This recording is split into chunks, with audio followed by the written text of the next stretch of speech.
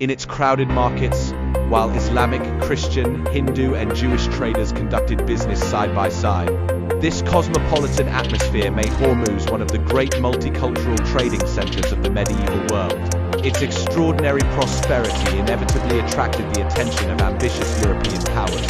At the beginning of the 16th century, Portugal sought to dominate trade throughout the Indian Ocean. Portuguese commanders realized that controlling a handful of strategic ports could allow them to monopolize maritime commerce between Europe and Asia. In 1507, the legendary Portuguese admiral Afonso de Albuquerque captured Hormuz after a brief campaign. Recognizing its immense strategic value, the Portuguese constructed the massive fort of Our Lady of the Conception, one of the strongest European fortifications ever built in the Persian Gulf. From Hormuz, Portugal attempted to control shipping throughout the region by taxing merchant vessels and projecting naval power from East Africa to India. The island became one of the crown jewels of the Portuguese maritime empire. Portuguese dominance lasted for more than 100 years. Eventually, the rising Safavid Empire under Shah Abbas I sought to reclaim Persian control over the Gulf. Lacking a navy powerful enough to defeat Portugal alone, Shah Abbas formed an unlikely alliance with the English East India Company.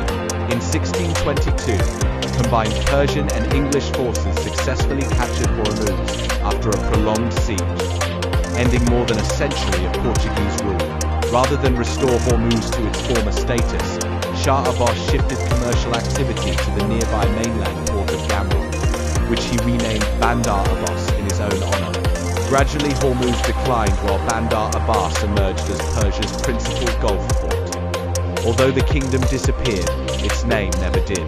The narrow waterway beside the island continued to be called the Strait of Hormuz, because for centuries the kingdom had dominated its entrance. Today, the strait remains one of the world's most important strategic choke points. At its narrowest point, it measures only about 21 miles 34 kilometers across, with designated shipping lanes only about 2 miles 3.2 kilometers wide in each direction. Every major oil exporter along the Persian Gulf, including Saudi Arabia, Iraq, Kuwait, Bahrain, Qatar, the United Arab Emirates, and Iran, depends heavily on the Strait of Hormuz to export petroleum and natural gas to global markets. Nearly 20% of the world's seaborne oil and approximately 1/4 of the world's liquefied natural gas pass through these waters.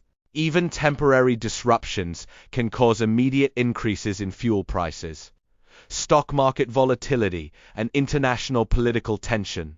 For this reason, the Strait of Hormuz has become one of the most heavily monitored waterways on Earth. Naval vessels from Iran, the United States, the United Kingdom, France, and numerous allied nations regularly patrol or operate near the region. Although the medieval kingdom of Hormuz disappeared centuries ago, its strategic location continues to shape global politics, energy security, international trade, and military planning. The story of Hormuz demonstrates one of history's greatest lessons about geography.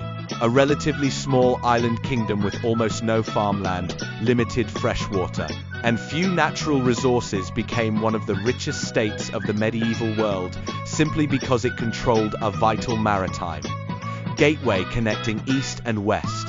Long before oil transformed the Persian Gulf into the center of the world's energy economy, Hormuz had already proven that whoever controlled this narrow passage possessed influence far beyond the size of their territory. More than 700 years after its golden age, the name Hormuz remains synonymous with one of the world's most important strategic waterways, reminding us that geography often outlasts empires themselves.